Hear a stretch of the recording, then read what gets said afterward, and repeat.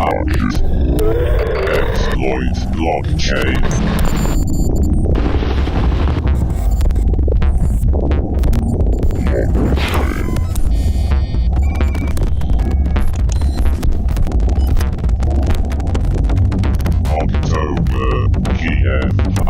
All right, hi everyone. Thank you for sticking around. My name is Vays. I'm not going to speak much about myself.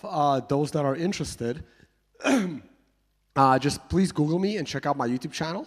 I'm doing a little more videos in Russian, but this presentation will be in English. And let's talk a little bit about the history of interesting hacks and how Bitcoin plays into them. So the backdrop is just the historical price of Bitcoin.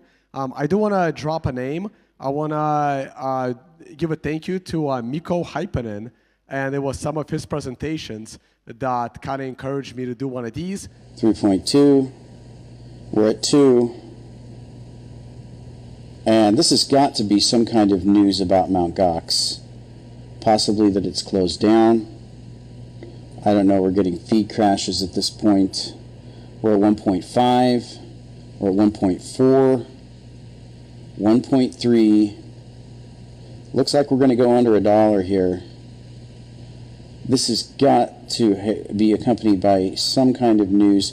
I'm going to wait until the market settles down here and go and look for some news. We are down to 1. We are going all the way down. This is wild. We are down to 70 cents, 60 cents. This is the flash crash in Bitcoins. We are down to 50 cents a coin. I cannot imagine what news is accompanying to this. We're at 29 cents. We're off the charts. And here we go. We lost the Mt. GOX feed again. We still have not seen one buy. We're down to 12 cents, 11 cents, 10 cents. Wow, this is it. Feed gone again. We're down to 10 cents. We're down to 9 cents, 6 cents. We are going 5 cents. We are down to, wow. I don't know what this means, people. We are down to 1 cent. There's still no buying. Could the critics have been correct? Has the system been hacked? I don't know. We are flatlining at 1.2 cent a Bitcoin, and they're selling, people are selling 0.03 Bitcoins for less than 1 cent. I'm not really sure how that is. This is going to be the biggest story ever, and I'm just really glad to be covering this in real time. People, we touched 1 cent. Absolutely incredible. Incredible. Something so huge has happened with the Bitcoin. I don't know what it is, but I will try to find out. Let's jump over to, well, we're just crashing. We can't even keep the system up. We may be looking at some kind of scam going on. It may not have to do with Bitcoins. It may actually have to do with the Mt. GOX site. So you can see our flash crash in Bitcoins. It looks like we went to 1 cent. So I hope nobody had any limit orders on Mt. GOX, because if you do, they just took all your coins. Good evening, everyone. Time for another Bitcoin report. Well, we are over at Trade Hill. And Bitcoins are last at 13.5 by 13. So if you haven't heard the news, it's some pretty big news. Mt. GOX got pwned is the only way to describe it. Somehow a hacker got in and You can see the news here. It's posted. The Bitcoin will be back around 17.5 after we roll back all trades that have happened after the huge Bitcoin sale that happened on June 20th near 3 a.m. One account with lots of coins was compromised, and whoever stole it using a HK-based IP to log in first sold all the coins in there to buy those just after, and then tried to withdraw the coins. $1,000 a day withdrawal limit was active for this account, and the hacker could only get out with $1,000 worth of coins because there were some interesting things on that crash. Now, if I go farther in the video, I actually brought back up the feed, and you can see where it comes back out of that price. If you look at these prices in this feed, we had 0.01, and you saw 1,000, then 895, then 1,000, then 10,000, then 100, and then you had 261,000 Bitcoins traded at a penny, and then the price jumped to 7 cents, and then 10 cents, and then $10. So, all right. So, if you caught that, it was interesting because someone hacked into Mt. Gox, sold a large amount of coins, dropped the price to 1 penny, and then was able to buy 260,000 coins at 1 penny. And then, so think about that, 260,000 coins at a penny. So move the decimal point over. So that's just over $2,000. And the report from Mt. Gox said that the person couldn't withdraw because of a $1,000 limit. But I do wonder if they knew what they were doing and they were able to withdraw that amount when the price of Bitcoin was 1 penny. Because then you're taking out a hell of a lot of Bitcoin. And we all know how Mt. Gox ended. And so Markup was done from the beginning, right? Considering he bought the exchange, discovered there were 80,000 Bitcoin missing before he bought it. And then that happens 2 months after. And in that email, by the way, I forgot to mention, it even says right there, slowly buy more Bitcoin with the USD that GOX bot has. Hopefully you would fill up the loss before the price got out of hand. So the Mt. Gox bot was already there before Markup even bought it, before he even bought the exchange from Jeb McCaleb. Well, what other notable hacks happened in early 2011 that some people might have forgotten because a lot of people joined late? Well, one of the biggest wallets at the time was just a web wallet. It was called My Bitcoin Wallet on the web, and that got hacked, and thousands of Bitcoin were lost. I think even like tens of thousands of Bitcoin were lost. And after that, we had a whole new wave of wallets come in to make sure that people are not keeping their private keys with other sources. So this hack of My Bitcoin Wallet directly influenced the creation of better wallets and especially hardware wallets that started coming around about 2 years later. Well, what else do we know? Obviously, exchanges get hacked all the time.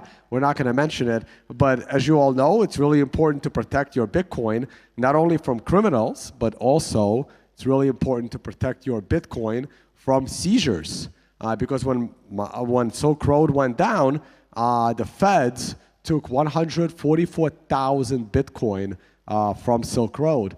Now, I'm very happy that they sold those Bitcoin for only 48 million and not $2.4 billion, which they could have gotten. And I believe this article was written in December, and I think about 2 weeks later, that number was about $4 billion if they would have sold it at the top. So you don't only want to protect them from the hackers, you want to make sure you protect them from confiscation as well.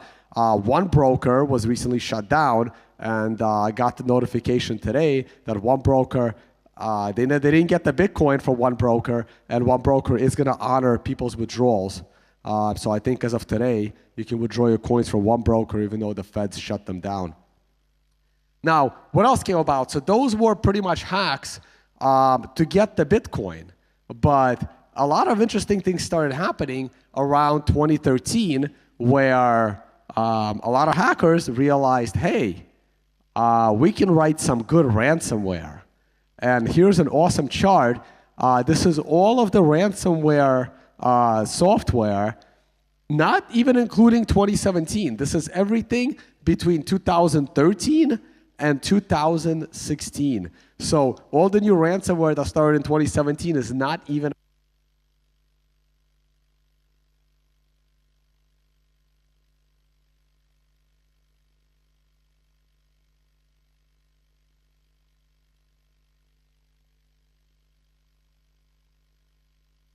Thank you. We're back. So this is just a ransomware between 2013 and the end of 2016.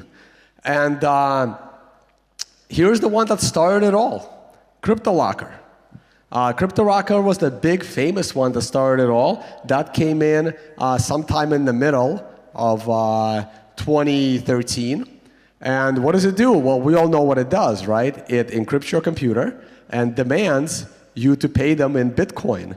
And here it is, you know, and it even shows you a pretty good tutorial if you click on the right links to teach you how to do it. But how many of you think this is new? Encrypting a hard drive and demanding money to unencrypt it. Anybody think this is something that was invented in 2013? Well, it wasn't, right? This was the AIDS virus. So, and here it is, you download a file that would check your computer for the AIDS virus, but what it would really do is it would put the AIDS virus on your computer. And then, a few weeks later, you get, it's time to pay for your software to CyberDog Corporation. And right there it says, you can either pay for a 1-year unlocking of your files for $189, or a lifetime subscription for $378 to get your files back. And how do you pay it? Well, just send a money order or cash to a P.O. box in Panama. And anybody know what year this was? This was 1989. It's from 1989. Even has the same red background, okay? So none of this is new. All of this ransomware stuff, it all existed. The only thing that's different is the payment mechanism, which is now pretty popular to be Bitcoin. And as we all know, how many of you already have like copycats all over the web and Twitter and Instagram? I mean, even Cryptolocker wasn't immune from it. There it is. Here's a Cryptolocker with a K that came out about a year later, just to copy off of the name. And the ransom was interesting, right? I mean, as far as internet companies go, they actually had some of the best customer service around, because you can see how much they were competing with other ransomware. Oh, and guess what else was happening around that time? Because there was so much competition. Look at this, iLock Lite, iLock. So all of these were starting to come out for the Macs. There are so few Mac users, but when you have less competition, because everyone else has their own software, look at this. I don't have $500. I have a small cleaning service. We are maids. We clean houses. We cannot come up with the money. And here's customer service. Your new price is now $150. After payment, please contact us again, and they will help you. And here are some of the other ones, like, what the hell is Bitcoin? And could you check the video on the instruction field? And this one was really great. So somebody's encrypted files got re-encrypted. I got hit with this virus on the 3rd. Now today it looks like the files changed. Are you also stopper@india.com, or is that a second ransomware? We are not Spora ransomware. No other. We are Spora ransomware. We are not the other ones. So there you go. So they had amazing customer service, which is great. Now, the ransomware got taken to another level in 2017. I'm sure you've all heard of Wannacry. And Pattaya was actually earlier than 2017, but it got remastered in 2017. And Lockheed was another major one that encrypted a lot of computers. So here's the Wannacry virus. It was actually pretty interesting. So Microsoft discovered a big vulnerability, and they fixed that vulnerability in March. Wannacry exploited that vulnerability, but they did it like 2 or 3 months later. And because people don't really update their computers, and for systems like Windows XP, which is still the most popular Windows operating system today, you couldn't even update because Microsoft had stopped supporting their most popular product. And that's how all of these computers were able to get infected with Wannacry. And here are some really good, like, a short list of hints on how to protect yourself. Don't click on weird links, and always update your security packages. But the most important one is right there. Disable auto execution of scripts such as macros and JavaScript. Now, Microsoft's biggest problem at one point was they were enabling macros by default from Microsoft Office. And most of the hacking today, most of the viruses today, you just get these files saying, hey, you bought something, you can see the receipt. Oh, but if you can't see the receipt, if it's blurry, just click the allow macro button, and you'll be able to see some kind of a receipt, and that's how the viruses get in. So please do not click enable content if you get some kind of a weird Microsoft Office document in the mail. Okay, that's how a lot of them get in. And this is how many vulnerabilities Windows had in in the last 2 years. So those are the last two, 2017 and 2018. So they're breaking records for the number of vulnerabilities in the Windows software, and any one of those could be exploited. So the estimates are Wannacry alone was responsible for over $4 billion in lost damages. And 2013 is estimated to be over $11 billion. So let's move on. Let's see what other issues that people are having. This one is very, very unfortunate. Because of the way Bitcoin works, people like some of us in the audience, and myself included, we really have to be careful because incidents like this. I actually met this person. His wife was kidnapped, and he was a Bitcoiner, runs a Bitcoin exchange in Brazil. And they demanded a very large sum of Bitcoin, I think upwards of $50 million worth of Bitcoin, which he didn't even have. Luckily, the police were able to take care of the problem. And so they were able to get her out. But, kidnappings happen. This was the incident right here in Ukraine, where I don't know how many of you knew about this, but a Ukrainian well, I think he was Russian or Ukrainian, I'm not sure. But he was kidnapped here in Ukraine, and somebody paid $1 million. They don't even know who it was in order to get him back as an employee of one of the exchanges. So where's this going next? Where's the future? So let's combine it all together to finish up. Well, of course, all of it is going into the Internet of Things, right? Every one of your devices is going to be connected to the internet. That was the old joke from like the 90s. On the internet, nobody knows you're a dog. And in our social media world, everyone knows you're a dog. And in the Internet of Things world, no one knows you're a fridge. But what happens when all of your devices are connected to the internet, right? So I think this was last year when Amazon Web Services went down. And it was very interesting. What did they take down? I mean, GitHub is not a big deal. Kickstarter, Slack, some Yahoo servers, not a big deal. But then it got a little bit interesting. So here's a tweet.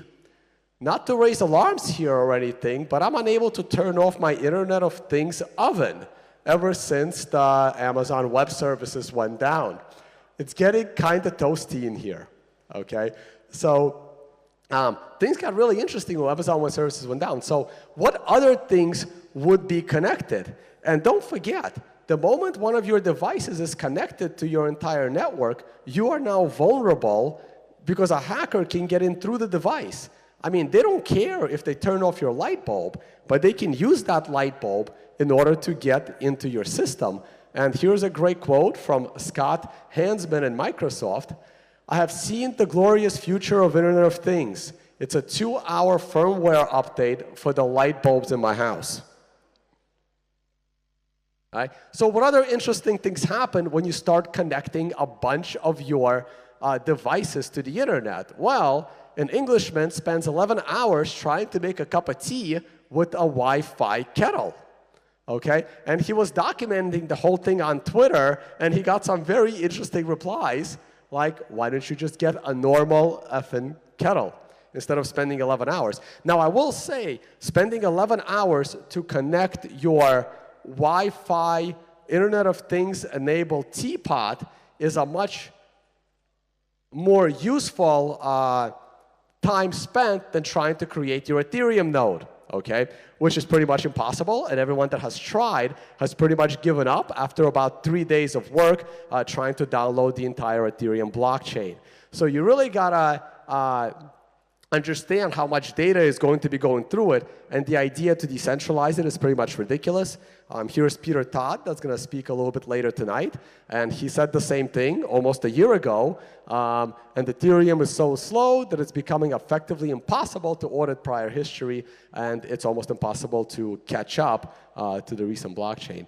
And this is pretty much where we're headed, and I'll just leave you with this slide. I'm sure a lot of you have seen this. It was pretty funny going around Twitter, where what happens when every one of your devices is pretty much connected online, and they're demanding Bitcoin in order to continue working. All right? I'm not going to read them. I'll just leave it up here for a second. That's pretty much it for me. And this presentation will be publicly available. Just Google Tone, Vays, and the word Prezi, P-R-E-Z-I, which is the software that I'm using. They're all public. Or just look for the Internet of Things Bitcoin when your broom is demanding Bitcoin so it doesn't go crazy in your house. That's pretty much it. I don't think I have time for questions. If I do, I'm happy to take them. Most of my videos are about Bitcoin and blockchain and a lot of price predictions because I'm a trader. And check it out, audio podcast as well. And I hope you enjoyed something a little bit different than the actual hackers that are presenting and giving you hands-on knowledge. Thank you, guys. HackIT. Exploit blockchain.